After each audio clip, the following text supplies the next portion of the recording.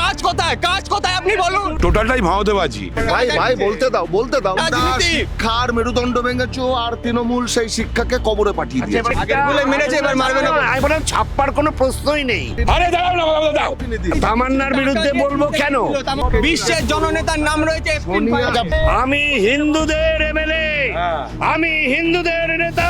তুমি হয়ে গেছো ভাই, তুমি একটু থামো, জল খেয়ে নাও, জল খেয়ে নাও, জল। Dollar presents the world special 26। আমরা আজকে চলে এসেছি নদিয়াতে। রাজ্যের বিভিন্ন জেলায় আমরা ঘুরেছি এবং ভোটের হাওয়া কোন দিকে তা নিয়ে কিন্তু আলোচনা করেছি।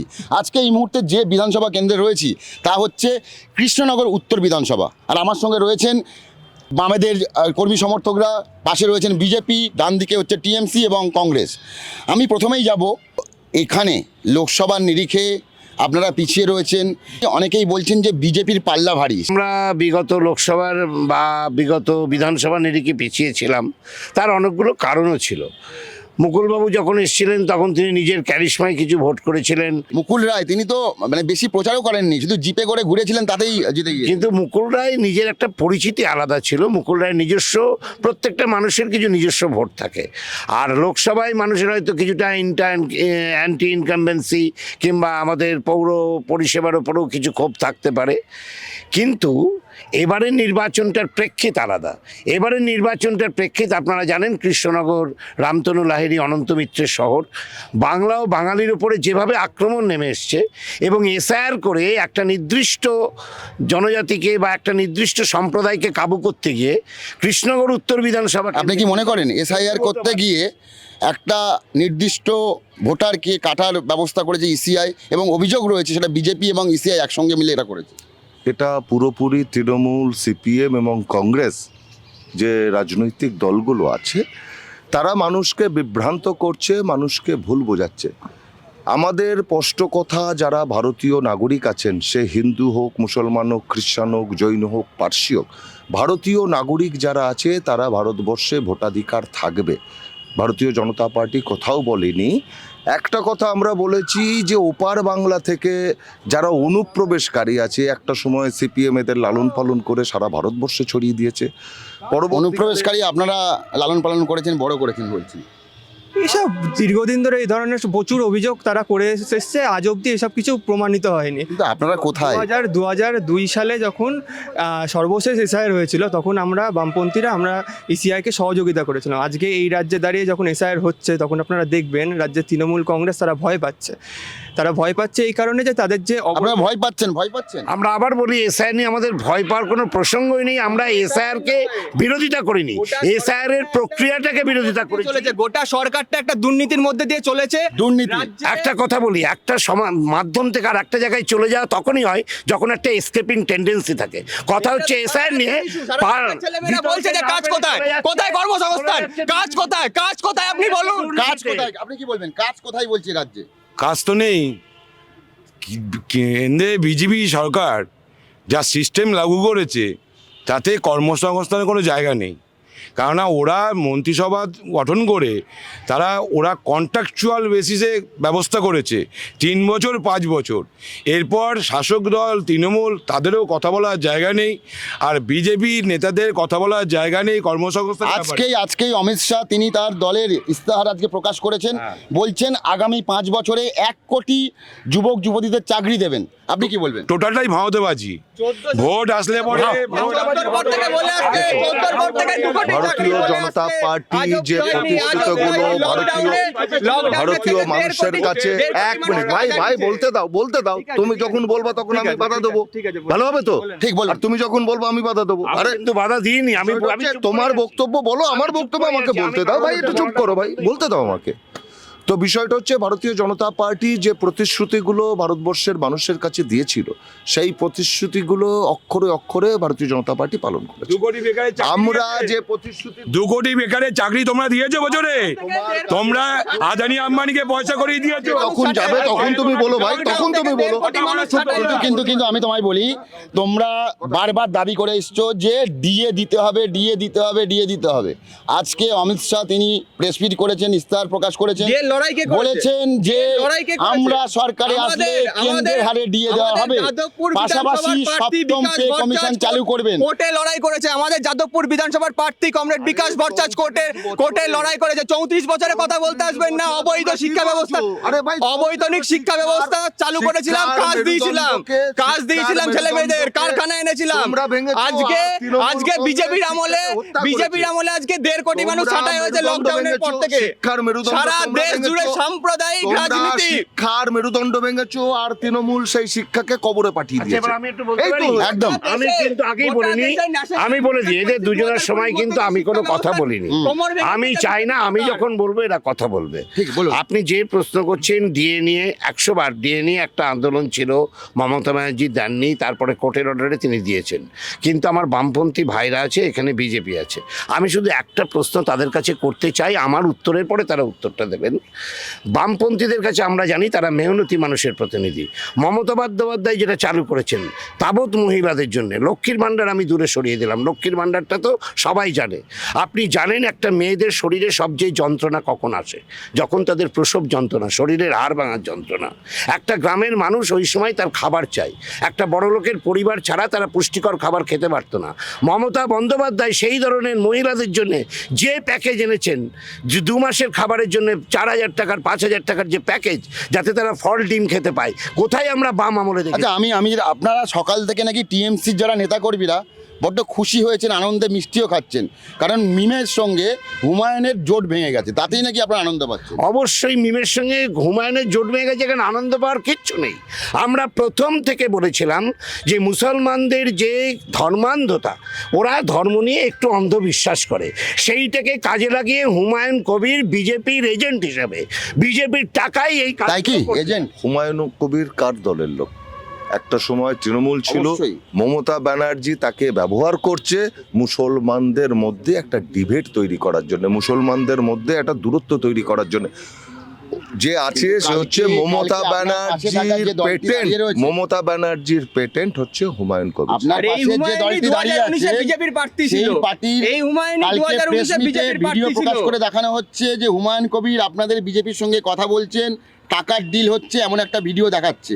সেই ভিডিওর সত্যতা দাওয়াল যাচাই করেনি, কিন্তু এই ভিডিও দেখার পর কি বলবেন? দেখুন, এইসব নিয়ে আমরা কোনো কথা বলবো না, কারণ কে কি কোথায় বলেছে এগুলো আমাদের দায়িত্বের মধ্যে পড়ে না। হুমায়ুন কবির আমার দলের কেউ না। এখন কি হয়েছে সেটা আপনারা তদন্ত করুন, আদৌ সেটা সঠিক ভিডিও কিনা, সেটা এডিটিং করা হয়েছে কিনা, এখন কি আছে বলতে পারবো না। এখানে বিজেপি কিন্তু আমার প্রশ্ন, বিধানসভায় তো শূন্য কি শূন্যই থাকবে, নাকি পাশে কিছু যোগ হবে? 2011-এ আমাদের সরকার চলে যাওয়ার পর থেকে এই সময় পর্যন্ত তৃণমূল যা করেছে, গোটা রাজ্যে বেকারদের কর্মসংস্থানের কোনো ব্যবস্থা নেই, শিক্ষা ব্যবস্থার মেরুদণ্ড ভেঙে দিয়েছে। আর কেন্দ্রের বিজেপি সরকারেরও একটা প্রত্যক্ষ অভিজ্ঞতা আমাদের রাজ্যের মানুষের হয়েছে। তারা দেখেছে কীভাবে তারা ন্যাশনাল এডুকেশন পলিসি 2020-এর মধ্যে দিয়ে গোটা দেশের শিক্ষা ব্যবস্থাটাকে বেসরকারিকরণের দিকে নিয়ে যাচ্ছে। পাশাপাশি একই রকমভাবে কর্মসংস্থানের কোনো জায়গা নেই। রাজ্যের যারা পড়াশোনা জানা ছেলেমেয়েরা, যারা এখনও কাজ পায়নি, তারা আমাদের দিকে আস্তে আস্তে আসছে। তাদের যে পরিবারগুলো, তারা দীর্ঘদিন ধরে তাদের একটা জ্বালা যন্ত্রণার মধ্যে রয়েছে, তারা আমাদের দিকে আসছে। নিশ্চিতভাবে এই নির্বাচন আমাদের দিকে খানিকটা অনেকটা বেশি আগের থেকে ঘুরবে। অনেকটা ঘুরবে, কিন্তু শূন্য থেকে 1-2 যাবেন কিনা সেটা বলতে পারছি না। 1-2-এর অনেক বেশি যাবে, অবশ্যই অনেক বেশি যাবে। কেননা সাধারণ মানুষের কাছে আজকে রুটির প্রশ্ন চলে আসছে, কাজের প্রশ্ন, 100 দিনের কাজ। তার পাশাপাশি যে তৃণমূলের যে দুর্নীতিগ্রস্ত নেতারা, কেন্দ্রীয় যে এজেন্সিগুলো আছে, তৃণমূলের কোন দুর্নীতিগ্রস্ত নেতা আজকে তাদের যে শাস্তি, সেই শাস্তি হয়েছে। তা আমরা দেখছি যে দিনের পর দিন যে পার্থ চ্যাটার্জি থেকে শুরু করে আগামী আজকে সুদীপ্ত সেন, তার পর্যন্ত জামিন হয়ে গেল। তাহলে কেন্দ্রীয় এজেন্সি এখানে ব্যর্থ, অর্থাৎ সাধারণ মানুষ দেখছে যে বিজেপি ফেইলিওর, বিজেপি এবং তৃণমূলের যে সেটিং, এবং এই বিজেপি তৃণমূল সেটিং রয়েছে আপনাদের মধ্যে, তাই কি পাশাপাশি নাকি সেটিং রয়েছে? সেরকম বিষয় না। আপনারা সেটা তো আমরা প্রথমেই বলে দিতে চাই, এই একটা অজুহাত তুলে বেশি দিন বাঁচা যায় না। নিজেদের অক্ষমতাটাকে অন্যের সেটিংয়ের কাঁধে চাপিয়ে যদি কেউ পার পেতে চায়, তাহলে সেটাকে বাতুলতা কিংবা অর্বাচীন ছাড়া আর কিছু বলা যায় না। এই ব্যাপারে আমার আর কোনো বক্তব্য নেই। হুমায়ুন কবিরের সঙ্গে মিমের যে জোট ভেঙে গেছে, তাতে আপনারাও খুশি, কারণ মালদা মুর্শিদাবাদে তিনি নাকি একটা ভোটের ব্যাংকে থাবা বসাতে পারতেন, কিন্তু মিম জোট ভাঙার পরে আপনারাও খুশি? সেটা কি? না, আমরা কোনো পার্টির কোনো রকম গাইডলাইন আমরা কংগ্রেস পার্টি কোনো পছন্দ করি না। আমাদের কংগ্রেস পার্টি তার গাইডলাইন মেনে চলে। কংগ্রেস পার্টি সর্বসাধারণের জন্যে, এখানে জাতপাত হিন্দু মুসলমান বৌদ্ধ খ্রিস্টানের জন্য নয়। তাই ঘটনা হচ্ছে বিজেপি সহপাঠী যে মুসলমান করছেন, তার দলের নেতারা মুসলমান তাড়ানোর জন্য একটা উজাড় হয়ে ভোট ব্যাঙ্কে নামার চেষ্টা করছে। তা ঘটনা হচ্ছে ওনাদের যে নেতা, যাকে হচ্ছে এখন বলছে মহাপুরুষ, প্রধানমন্ত্রী, দেশের প্রধানমন্ত্রী, ওনাদের কাছে মহাপুরুষ স্বয়ং মহাদেব, উনি বলে গেছেন গতকাল সিউড়িতে এসে, পরশুদিন সিউড়িতে এসে বলে গেছেন যে অনুপ্রবেশকারীকে তাড়াতেই হবে। অনুপ্রবেশকারী যদি তাড়াতেই হয়, 14 সাল থেকে অনুপ্রবেশকারী কীভাবে ঢুকলো? আজ যদি আপনি যেখানে সিএ ফর্ম ফিলাপগুলো হচ্ছে, একটা বিজেপির নেতারা দূর থেকে গাড়ি করে নামিয়ে দিচ্ছে, ভেতরে ঢোকার সাহস নেই, যে তারা পালিয়ে পথ পাচ্ছে না, যে কী পরিস্থিতি তৈরি হয়েছে। তাই অনুপ্রবেশকারী কোথা থেকে এলো, এটা প্রথম জানা বিষয় আছে। আর সিএ করে, এই যে সিএ করে, এই এসআর করে যে পরিস্থিতি তৈরি হয়েছে, আপনি সাধারণভাবে গিয়ে সাধারণ নাগরিক হিসাবে আপনি ওদের কাছে গিয়ে দেখুন যে কত পার্সেন্ট হিন্দুদের বিপদগ্রস্ত হয়েছে, তাদের পাশে এরা আছে কি না, এরা কত বড় বদমাইশ। বড় অভিযোগ করছেন ওনার মাথার ডিস্টার্ব 26 আছে, সালে ভোটে ওনার মাথার ডিস্টার্ব আছে, তাই এই কথা বলছে। নরেন্দ্র মোদী বিশ্বের জননেতা, নরেন্দ্র মোদী বিশ্বের জননেতা। ওকে জিজ্ঞেস করুন, ওকে জিজ্ঞেস করুন। জননেতার নাম রয়েছে এফস্টিন ফাইলে, বিশ্বের জননেতার নাম রয়েছে এফস্টিন ফাইলে। আচ্ছা, বাম কংগ্রেস কিন্তু জোট হয়নি, হয়নি তো, ভুলে গেছিলে নাকি? হয়নি তো, জানি তো। লড়তে হবে কিন্তু কংগ্রেসের সঙ্গে, কংগ্রেসের সাথে লড়ছি তো। এবং সেই লড়াইয়ের পরে খাতা খুলতে হবে। তো যখন 21-এ আমরা দেখলাম জোট হলো, তখন শূন্য। এই প্রশ্নে একটা কথা বলি, সেটা হলো কংগ্রেসের সঙ্গে জোট হয়নি, এটা ঠিক আছে, কিন্তু আমরা যখন কংগ্রেসের সঙ্গে জোট করে লড়াই করেছি একটা নীতির জায়গায়, একটা আদর্শ জায়গায়, যেভাবে আমাদের রাজ্যে গণতন্ত্র হরণ করেছে হলো তৃণমূল, ঠিক সেইভাবে আমাদের দেশের ধর্মনিরপেক্ষতা, যেটা আমাদের সংবিধানে লেখা রয়েছে, সেটা হরণ করা হচ্ছে বিজেপি। সেই সংবিধানে ধর্মনিরপেক্ষতা রক্ষার স্বার্থে আর রাজ্যে গণতন্ত্র রক্ষার স্বার্থে আমরা বাম কংগ্রেস একসঙ্গে জোটে গিয়ে লড়াই করেছি। তাদের সঙ্গে আমাদের নীতির পার্থক্য ছিল, কিন্তু এই পার্থক্যের জায়গায় দাঁড়িয়ে আমরা একসঙ্গে লড়াই করেছি, আমরা রয়েছি। কিন্তু বাম কংগ্রেস আলাদা আলাদা করে লড়লেও আমরা তৃণমূল বিজেপির বিরুদ্ধে সমস্ত শক্তিকে এক জায়গায় হওয়ার জন্য আহ্বান করেছি।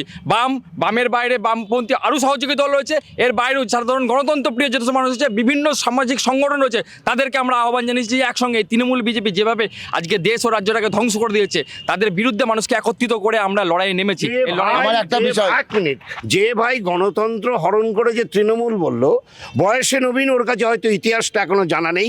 রাজনীতি করতে গেলে ইতিহাসটা জানতে হয়, তাকে সাইবাড়ির ইতিহাস জানতে হবে। আর আবার বলছি, আজকে যেটা এসআইআর নিয়ে হচ্ছে, আজকে বিজেপির মধ্যেই দ্বন্দ্ব। একদিকে দিলীপ ঘোষ বলছেন যে সমস্ত যাদের নাম বাদ গেছে তারা অনুপ্রবেশকারী দেশ থেকে বার করে দেওয়া হবে, আর শ্রমিক ভট্টাচার্য একটু আগে বিবৃতি দিলেন আমরা ইসিআইয়ের কাছে গিয়ে চেপে ধরবো কেন এতগুলো নাম হিন্দু নাম বাদ গেল। অর্থাৎ ওদের মধ্যেই কিন্তু এখনো দ্বিধাদ্বন্দ্ব চলছে ইসিআইয়ের এই ভূমিকা। কিন্তু এই এসআইআর নিয়ে তো আপনারা বেশি ভয় পাচ্ছেন। ভয়ের কারণ হচ্ছে, আমরা মানুষের আমাকে অধিকার বলতে দিন, বাঁচানোর লড়াই। এখানে বা এই নদিয়া জেলায় আমি দেখছিলাম সমীক্ষাটা, এখানে ভোটার ছিল 44 লাখ সামথিং, সবচেয়ে বেশি বাদ গেছিল, সেখান থেকে বাদ গেছে প্রায় 5 লাখ। হ্যাঁ। এই মুহূর্তে ভোটার দাঁড়িয়েছে 39 লাখ। এখান থেকেই অনেকে মনে করছেন শাসক দলের মাথা ব্যথা। শাসক দলের মাথা ব্যথা যদি আপনি বলেন, তাহলে বিধানসভা কেন্দ্রিক আপনাকে ভাবতে হবে। আমার এখানে আপনি গিয়ে দেখুন, চাপড়া, তেহট্ট, কৃষ্ণনগর দক্ষিণ, নাকাশিপাড়া, তার পাশাপাশি তুলনা করুন হরিণঘাটা, রানাঘাট পূর্ব, রানাঘাট উত্তর, রানাঘাট দক্ষিণ, কোন জায়গায় বেশি বাদ গেছে। এখানে মুসলিমদের নাম যেমন বাদ গেছে, মতুয়া শ্রেণীর ভোট, যারা উজাড় করে বিশ্বাস করে ভোট দিয়েছিল ওই নরেন্দ্র মোদীর দলকে, তাদের নামটা বাদ গেছে। সুতরাং আমাদের ভয় পাওয়ার কিছু নেই। বিজেপির যে নাম ভোটার নাম বাদ গেছে, তাদের নামের ফর্ম ফিল আপের জন্য আমরা লড়েছি, যার সিপিএমের বাদ গেছে তার জন্যও লড়েছি, তৃণমূলের জন্যও লড়েছি। যেমন তৃণমূলের সরকারি প্রকল্প রং বেছে দেওয়া হয় না, এসআইআরের নাম বাদ গেলেও রং বেছে নাম তোলার জন্য আমরা লড়িনি। আমরা বারবার বলছি, বাংলার, ভারতের প্রতিটি নাগরিকের নাগরিক অধিকার রক্ষার আমাদের লড়াই, এবং এই লড়াইয়ের জন্যে যারা সেটিংয়ের কথা বলে, একটাই মহিলা ওই একজন বৃদ্ধা মমতা ব্যানার্জি সুপ্রিম কোর্টে না গেলে আজকে এই অ্যাডজুডিকেশন পর্যন্ত মমতা ব্যানার্জি যায়নি সুপ্রিম কোর্টে, মমতা ব্যানার্জি যায়নি সুপ্রিম কোর্টে, আমাদের পরিযায়ী শ্রমিক ইউনিয়নের নেত্রী CI2 তিনি সুপ্রিম কোর্টে গিয়ে মামলাটা করেছিলেন। আপনাদের মনে থাকা দরকার। উনি গণতন্ত্রের কথা বললো, তো আমি গণতন্ত্রের কথা বলি। আমরা কৃষ্ণনগর শহরে দাঁড়িয়ে আছি। কৃষ্ণনগর শহরে 34 বছর বামফ্রন্ট সরকার যখন মাথার উপর ছিল, তখন কৃষ্ণনগর শহরের পৌরসভা পরিচালনা করতো কংগ্রেস। আমরা মনে করলে যদি গণতন্ত্র হরণ করতে পারতাম, তাহলে গায়ের জোরে এমনকি অ্যাডমিনিস্ট্রেশন বসিয়েও আমরা হলো কৃষ্ণনগর পৌরসভা দখল করতে পারতাম। আমরা করিনি। কৃষ্ণনগরের government college, Krishnanagar Dwijendralal college দীর্ঘদিন ছাত্র পরিষদের দখলে ছিল। আমরা মনে করলে এসে পাই গায়ের জোর দখল করতে পারতাম। আমরা করিনি। আমরা গণতান্ত্রিক যে অধিকার, যে গণতান্ত্রিক সেটা মাথা পেতে নিয়েছিলাম।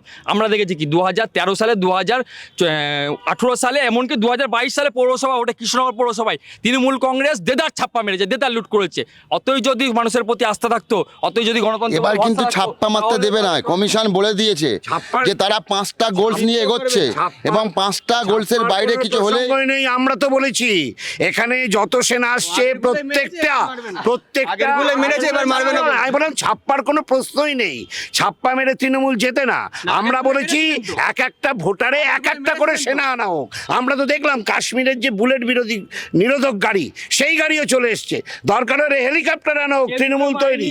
মানুষ যদি ভোট দেয় তাহলে কি করবে? আর যে ভাই বললো যে পৌরসভায় তারা 18 পঞ্চায়েতে কটা সিটে প্রার্থী দিতে দেয়নি সেটা বলুন। পৌরসভায় ওরা নাকি ভেঙে দেয়নি। একটা সময় এইখানে আমরা যখন ছাত্র রাজনীতি করি, তখন এখানে বিমান বসু, এই পার্থদের মনে থাকবে, সুভাষ চক্রবর্তী, বিমান বসু, অশোক মিত্ররা বক্তৃতা দিয়েছে। তার বিরুদ্ধে আমরা 3 জন লেকচারিং করেছিলাম। গোহারা হেরেছিল সুহিত চ্যাটার্জি ভোলা দত্তের বোর্ড, সেই বোর্ডে অনাস্থার সাহস দেখাবে গণতন্ত্র ছিল, ওরাই বলে দিত। আচ্ছা এক মিনিট সেটা হচ্ছে সিপিএম ছিল না। এক মিনিট, সেটা হচ্ছে আমরা দেখেছি এই নদিয়া জেলায় উপনির্বাচনে, কালীগঞ্জের উপনির্বাচন, একটি ফুটফুটে মেয়ে, তাকে চলে যেতে হয়েছে আমাদের ছেড়ে, এবং তামান্না সেইটাকে ভুলতে পারেনি। সেই তামান্নার মা এবারে কিন্তু প্রার্থী হয়েছে। তার বিরুদ্ধে আপনারা বলতে পারবেন? আমরা বিরুদ্ধে অভিযোগ তামান্নার বিরুদ্ধে বলবো কেন? ওইখানে যে ঘটনাটা ঘটেছিল, তামান্নার যে প্রথমেই আমি স্বীকার করে নিই যে ওই রকম একটা মেয়ের মৃত্যু সবসময় দুঃখজনক। এটাকে নিয়ে আমি রাজনীতির আঙিনাতেই যাচ্ছি না, কিন্তু এটা একবারও প্রমাণ হয়নি যে তৃণমূলের গুন্ডারা তাকে মেরেছে দূর থেকে একটা ছোড়া বোমায়। পাশাপাশি আর একটা ভাগ উঠে এসছে যে ওদের মধ্যে একটা গোষ্ঠীদ্বন্দ্ব ছিল, পারিবারিক গোষ্ঠী। এই রাজ্যের সাধারণ মানুষ কেউ যদি পাগল হয়, সেও বিশ্বাস করবে যে ওই বোমাটা তৃণমূলে ছুড়ে মারা। ঠিক আছে, উনি যেটা বলছেন, উনি যদি নিজে পাগল না হন তাহলে এই কথা বলতে পারেন না। সারা রাজ্যে যদি পাগল হই তাহলে এবারের কালীগঞ্জের রেজাল্টেই পাওয়া যাবে যে কি রেজাল্ট। যদি সেটা তৃণমূলই মারে, তাহলে একটা বাচ্চা ফুটফুটে মেয়ে যেখানে বোমা ছোড়ায় মারা গেছে 100 বার, আপনারা তাহলে আর একবার 4 তারিখের পরে আসবেন আর এই ভাইদের আমন্ত্রণ করবেন। সেই বিতর্ক সভায় আমিও থাকবো যে কালীগঞ্জে কারা যেতে। সেখানে যদি আলিফা না জিতে, তামান্নার মা জিততে পারে, সাবিনা ইয়াসমিন নাকি নাম, তাহলে আমরা মেনে নেবো যে না, কিছু ভুল হয়েছিল। তাহলে আপনারা সেই দিনকে এদের আমন্ত্রণটা আগে থেকে জানান। আমি যাব আপনার কাছে। আপনারা নাকি এই ভোটে বড্ড হিন্দু মুসলিম করছেন, কেন? কে বললো আপনাকে? অনেকের অভিযোগ, শাসক দলের অভিযোগ যে আপনারা এই ধর্মের নিরিখে ভোট করতে চাইছেন। শাসক দল সত্যি কথা বলে? আচ্ছা, সত্যি কথা বলে? ওরা বলে না। এগুলো তৃণমূল, সিপিএম, কংগ্রেস, এই হিন্দু মুসলমান এরা করছে। আমার মুখ দিয়ে একবারও মুসলমান কথাটা বেরিয়েছে? আমি বলেছিল ভারতীয়, যারা ভারতীয় তাদের নাম। কিন্তু দেখা যাচ্ছে যে তালিকা বেরোচ্ছে, মালদা, মুর্শিদাবাদ, সেখানে বেশিরভাগ জায়গায় যেখানে সংখ্যালঘু অধ্যুষিত এলাকা, সেই জায়গায় নাম বাদ গেছে এবং লাখ লাখ নাম বাদ গেছে। এখান থেকে তো একটা পরিষ্কার যে কোথাও সংখ্যালঘু এলাকায় বেশি নাম বাদ গেছে। বলি, আজকে বাংলাদেশ থেকে যারা অনুপ্রবেশকারী তারা কি হিন্দু? হিন্দুরা শরণার্থী, তাই তো? সেটা আপনার তাহলে অনুপ্রবেশকারী যারা, তারা সংখ্যালঘু সম্প্রদায়। তারা এসে আমার 1 মিনিট ভাই 1 মিনিট। কে বলেছে? আরে বাতকুলা, আরে সাধারণ এই বাতকুলার মোড় থেকে আপ টু যদি রানাঘাট সার্কুলার দিয়ে আপনি বানপুর যান, টোটালটাই হিন্দুরা এসছে। কিন্তু তারা আসবে তো, ইনি একটু ভালো বলতে পারেন, ইন্দিরা গান্ধী করে দিয়েছে। ইনি একটু ভালো বলতে পারেন, আমার ভাতৃপ্রতিম ভালো বলতে পারে, ও জিনিসটাকে ঘুরিয়ে দিচ্ছে। আপনি বললেন তোমরা হিন্দু মুসলমান মুসলমান করছো? তার উত্তরে কি দিল? এটা শাসক দলের কথা। আপনি একটু বিরোধী নেতার কতগুলো ভিডিও ক্লিপিং শুনে নেন। একটা সময় বিরোধী দলনেতা বারবার বলেছে, আমি হিন্দুদের এমএলএ, আমি হিন্দুদের নেতা, কারণ কোন মুসলমান আমাকে ভোট দেয়নি। আর আজকে নন্দীগ্রামে মুসলমানদের ঘরে গিয়ে বলছে, আমি তোমাদেরও এমএলএ, আমি তোমাদের নেতা, তোমরাও আমার লোক। এখানেই বোঝা যায় তৃণমূল হিন্দু মুসলিমের রাজনীতি, জসমিন দেশে যদাচার, কৃষ্ণনগরে হিন্দু মুসলমান করে ভোট হবে না। মাথায় হিজাব পরে বসে বিজেপি হিন্দু মুসলমান নয়। আবার আপনি চলে যান চাপড়ার একটা, দেখুন এরা সাইনবোর্ড হয়ে গেছে, 34 বছর মানুষ দেখে নিয়েছে, আর কংগ্রেস যারা আছে সারা দেশ থেকে শেষ হয়ে গেছে। আর এই সামনে যে বিধানসভা নির্বাচন, এনারাও শেষ হয়ে যাবে, থাকবো আমরা। কারণ এক মিনিট ভাই আমাকে বলতে দাও, তার কারণ এই যে নির্বাচন, এক মিনিট, এই যে নির্বাচন আজকে পশ্চিমবাংলা 2026 যে নির্বাচন, সেই নির্বাচন হচ্ছে মা মাটি মানুষের সাথে তৃণমূল কংগ্রেসের লড়াই। পশ্চিমবাংলার আবালবৃদ্ধ বনিতা জাতীয়তাবাদী গণতন্ত্রপ্রিয় শুভবুদ্ধি সম্পন্ন মানুষ সিদ্ধান্ত নিয়েছে ভারতীয় জনতা পার্টির সরকার পশ্চিমবাংলায় প্রতিষ্ঠিত হবে। শুধু সময়ের অপেক্ষা।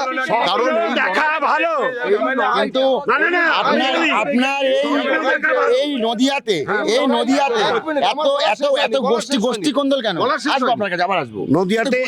নদিয়াতে গোষ্ঠী কোন্দল আপনি কোন জায়গায় দেখলেন একটু বলুন। চারিদিকে মাঝে মধ্যে। তাহলে আমি আগেই বলি, বিজেপির এখানে দুজন প্রার্থী প্রতীক চিহ্ন নিয়ে চলে গিয়েছে। গোষ্ঠীকন্দল আমাদের দিকে আঙুল তুললে হবে না, আমাকে গোষ্ঠীকন্দলটা দেখাতে হবে, গোষ্ঠীকন্দল দেখাতে হবে। কিন্তু একটা অলিখিত কথা রয়েছে, এই জেলার নাকি বকলমের মুখ্যমন্ত্রী মহুয়া মৈত্র, তিনি যা বলেন তাই হয়। এটা এই জেলার না, মহুয়া মৈত্র হচ্ছে আমাদের দলের যে সাংগঠনিক নিয়ম, সেই অনুযায়ী আমাদের উত্তর কৃষ্ণনগর লোকসভা কেন্দ্রের সভানেত্রী। স্বাভাবিকভাবেই সভানেত্রী হিসেবে তার একটা বক্তব্য, হুইপ দলকে পরিচালনা করতে গেলে থাকে। এবং কোনো দল যদি তার হুইপ হারিয়ে ফেলে, যেমন বিজেপি দলের অর্জুন বিশ্বাসের হুইপ নেই, সিপিএম এর নেতাকে আমরা সেটাই এখন বুঝতে পারি না, কারণ সিপিএম সেই বুড়োগুলো ক্ষমতা দখল করে আছে। তৃণমূলের ক্যান্ডিডেটটাকে, তৃণমূলের ক্যান্ডিডেটকে অভিনব না, আমি আগেই উত্তর দিয়েছি, আমি আগেই উত্তর দিয়েছি। তৃণমূলের ক্যান্ডিডেট ছিলেন অভিনব ভট্টাচার্য। তার যদি কোনো টেকনিক্যাল ভুল হয়, তাদের সংশয় ছিল, সেই জন্যে সেটা বুঝতে পেরে শেষ সময়ে।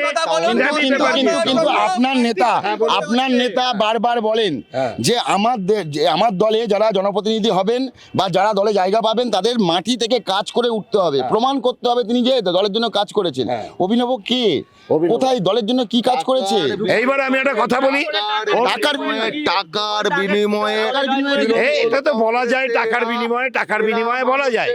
আর ঠিক একই প্রশ্ন আপনি যেটা বলছেন, টাকার বিনিময়ে ওদের দলে একই প্রশ্ন আসছে।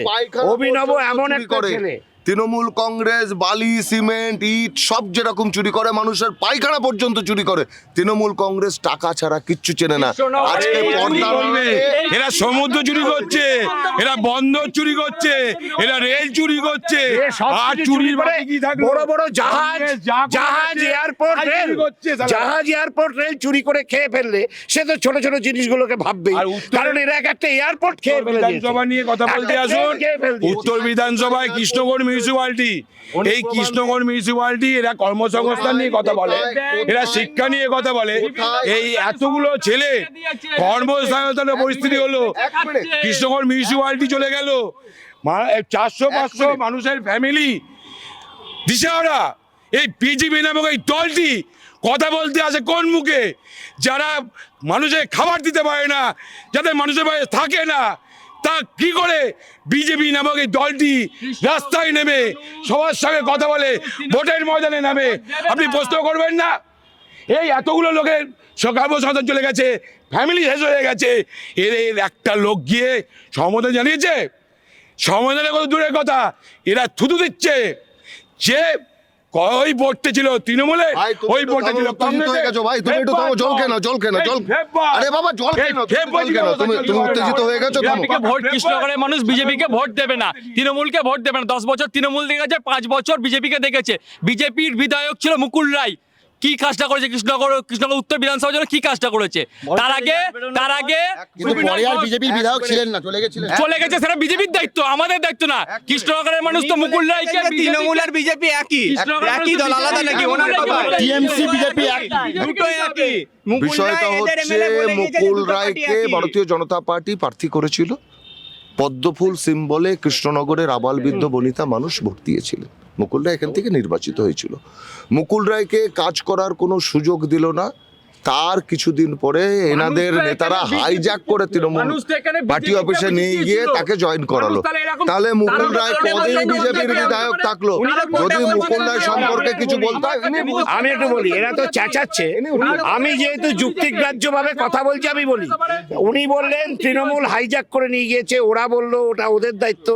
তাহলে চাকদার বিধায়ক বঙ্কিম ঘোষ, সমরেন্দ্রনাথ ঘোষ করিমপুরে, খগেন্দ্রনাথ মুর্মু, এই ধরনের সিপিএম এর যারা স্টলওয়ার্ড, তারা বিজেপিতে গেল কি করে? আমরা কদিন আগে দেখলাম অর্জুন সিং এর মতো মাফিয়া তড়িৎ বরং তার কাছে গিয়ে আশীর্বাদ নিচ্ছে। তার মানে রামের ভোট বামে যাচ্ছে আর বামের ভোট রামে যাচ্ছে। আপনি যে নামগুলো বলছেন সেই নামগুলো আমি বলি, তাদেরকে তারা ভোটে দাঁড়ানোর বহু আগে তাদেরকে সিপিআইএম পার্টির সদস্য পদ থেকে তাদের বহিষ্কার করা হয়েছিল। গল্প এখানে বলে লাভ নেই।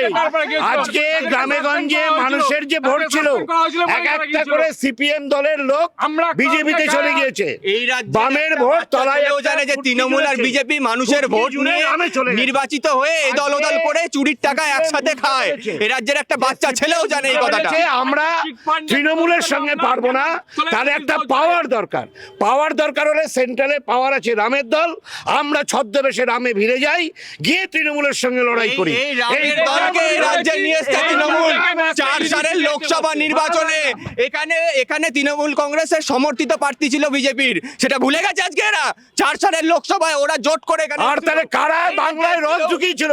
আমরা তো আবার বলি, অটল বিহারী বাজপেয়ী, অটল বিহারী বাজপেয়ীর যে মানসিকতা ছিল, বিজেপি আমাদের দল হিসেবে কোনো অ্যালার্জি নয়, মানসিকতা। বিজেপি আজকে যে হিন্দু এবং মুসলমান বিরোধী মানসিকতা দেখাচ্ছে, আজকে রথ ঢুকিয়ে এরা এনেছে। আপনাদেরকে ভোট মানুষ কেন দেবেন? তৃণমূলকে ভোট মানুষ কেন দেবে বললে এখন আমাকে অনেকগুলো, আমার মধ্যে ভাই কথা বললে আমি বলবো না, আপনাদের সময় আপনারা বলুন। এক লাইনে আপনি উত্তর দিন। এক লাইনে একটাই বলবো, যে আমাদের সমাজে প্রান্তিক শ্রেণীর মানুষ, গরিব মানুষ, তাদের জন্য তৃণমূল কংগ্রেস যা করেছে, মানুষ বামফ্রন্টের কাছে আশা ছিল, মানুষ সেটা পারেনি। শুধু আপনি এক লাইনে বলেছেন, বলে দিই, অন্যতম কটা জিনিস, স্টুডেন্ট ক্রেডিট কার্ড, যেখানে একটা কাজ করা লোকের বাড়ির মেয়ে গিয়ে ব্যাঙ্গালোরে নার্সিং করছে, 26,000 চাকরি চুরি।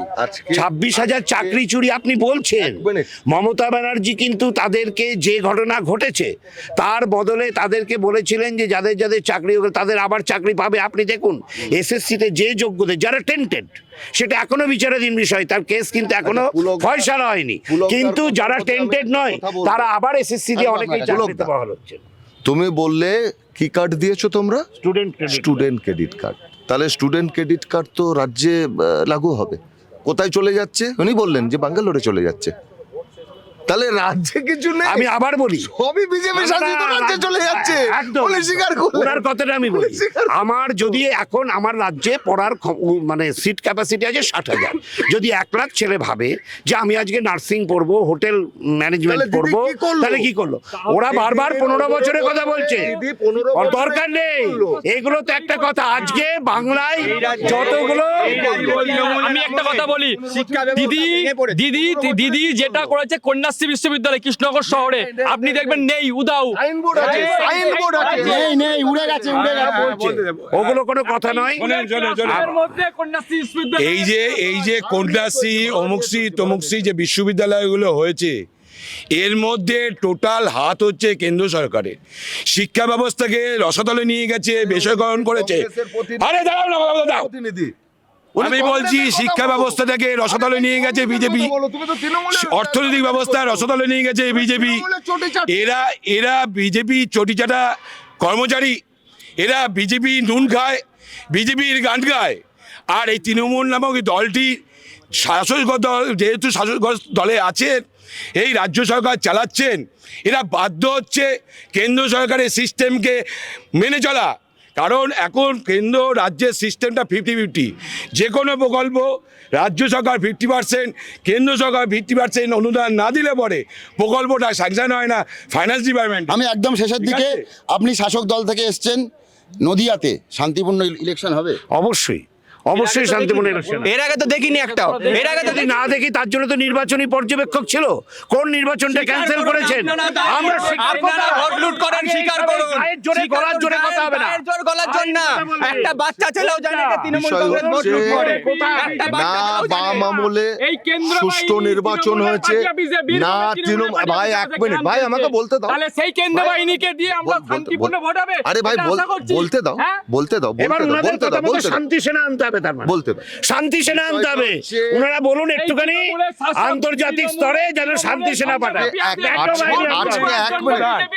নির্বাচন কমিশনের যে প্রধান জ্ঞানেশ কুমার, সে হচ্ছে বিজেপির 1 নম্বর এজেন্ট। তাই ভারতবর্ষে যে কোনো জায়গায় ভোট হবে, ওই বিজেপি এজেন্টরা ভোট করাবে। সাধারণ মানুষে ভোট দিতে হবে না, এআইয়ের মাধ্যমে ভোট হয়ে যাবে। সাধারণ মানুষ যে এরকমভাবে অবহেলিত রয়েছে, শিক্ষায় দুর্নীতি করে বেড়াচ্ছে, অর্থনৈতিকভাবে দুর্নীতি, সব দুর্নীতির মূলে হচ্ছে বিজেপি। আর তার শিক্ষাস্বরূপভাবে বিভিন্ন দলকে অপহরিত করে বিভিন্নভাবে হ্যারাস করছে। আজ অর্থনৈতিকভাবে বিজেপি যেভাবে লাভবান হচ্ছে, তাতে দেখা যাচ্ছে যে অন্য দলগুলো অর্থনৈতিকভাবে ভঙ্গুর হয়ে যাচ্ছে। ঠিক, অর্থনৈতিক আমরা অনেকটাই আলোচনা করলাম। আমি একদম শেষে এক লাইনে উত্তর দেবে, তোমাদের মানুষ ভোট দিলে এবং জিতলে প্রথম কাজ কি হবে নদীয়া? আমরা প্রথম নদিয়াতে না, সারা বাংলার জন্য 100 ইউনিট অবধি বিদ্যুৎ পরিষেবা ফ্রি দেবো। তার সাথে হলো এসএসসি টেট যেগুলো বন্ধ হয়ে গেছে, সেগুলো আমরা বেকার সমস্যা সমাধানের জন্য চালু করব। রাজ্যে শিল্পায়ন হবে, কর্মসংস্থান হবে। যেভাবে বিজেপি বলেছিল 2 কোটি বেকারের, তৃণমূল বলেছিল 2 লক্ষ বেকারের, আমরা এই ভাওতা না, আমরা প্রকৃতভাবে বছরে প্রতিটা ঘর পরিবার পিছু 1 জন করে হলেও কর্মসংস্থানের ব্যবস্থা করব। এটা আমাদের দৃঢ় প্রতিজ্ঞা। বিজেপি দেখুন বিজেপি কি করবে এটা সারা এক লাইনে বলুন। ভারতবর্ষের মানুষ জানে। ডবল ইঞ্জিন সরকার কিভাবে, ভাই এক মিনিট বলতে দাও, তোমার কথা তো আমি বলিনি। বললেন তো। তো যে ডেভেলপমেন্ট আপনারা উত্তরপ্রদেশে দেখেছেন, একটা সময় পিছিয়ে পড়া রাজ্য ছিল। যে ডেভেলপমেন্ট বিহারে দেখেছেন, একটা সময় পিছিয়ে পড়া রাজ্য ছিল। সেই ডেভেলপমেন্ট পশ্চিম বাংলায় হবে, ডবল ইঞ্জিন সরকার হবে। আপনারা দেখে নেবেন, আপনারা দেখে নেবেন উন্নয়ন কিভাবে হয়। আপনারা তৃণমূল এক আসলে, হ্যাঁ তৃণমূল আসলে কি করবে এটা আমাদের নতুন করে বলতে হবে না। মমতা সব করে ফেলে, সব হয়ে গেছে নাকি? প্রত্যেকটা নির্বাচনের আগে যেগুলো এই যে এটা ক্ষমতায় না থাকতেই তাহলে ক্ষমতায় থাকাই এদের আমরা চরিত্রটা কি ছিল? বিরোধী করছি, ক্ষমতায় থাকলে এদের চরিত্র ছিল এদের চরিত্রটাই ছিল মানুষের কণ্ঠরোধ করা। কণ্ঠরোধ না, বারবার বলে চোরকে চোর বলছি। তার 10টা টাকা প্রতিজ্ঞা চুরি। মমতা বন্দ্যোপাধ্যায় ঘোষণা করে কি দিয়েছে। করবেন কোন ব্যাপারে? যদি জিতে আসেন আপনাদের দল বা কংগ্রেস? প্রথম দেখতে হবে যে কৃষ্ণগড় অন্তর্গত যেসব জায়গায় বিভিন্ন সমস্যা রয়েছে, অঞ্জনা খাল থেকে আরম্ভ করে বিভিন্ন সমস্যা আছে। আর খালটা নদী ছিল, সেটা খাল বানিয়ে দিয়েছে। আর কৃষ্ণগড় প্রাণকেন্দ্র, কে বানিয়েছে কৃষ্ণগড়, এটা? হ্যাঁ খালকে নদী বানালো কি কেন্দ্রীয় বলছে? সরকার বানিয়েছে। কেন্দ্র সরকারের বিভিন্ন সমাজ মাধ্যমের মাধ্যমে এরা এই কথা বলা মানে একদম কৃষ্ণগড় মিউনিসিপালিটি যেটা কথা বলতে দেবে না, আগে দেবে। কৃষ্ণগড় মিউনিসিপালিটি, কৃষ্ণগড়ের প্রাণকেন্দ্র কৃষ্ণগড় মিউনিসিপালিটি। এই কৃষ্ণগড় মিউনিসিপালিটি এসডিও অন্তর্গত হলো কেন অ্যাডমিনিস্ট্রেশন বোর্ড বললো? বিজেপি বন্ধুকে প্রশ্ন করুন, জানেই না ও। ঠিক, সব মিলিয়ে আগামী 4 তারিখ জানতে পারা যাবে যে এই নদিয়া এবং গোটা রাজ্যে রেজাল্ট কি হচ্ছে। সব খবর দেখতে চোখ রাখতে হবে দাওয়ালে, কারণ খবর এখন এখানেই।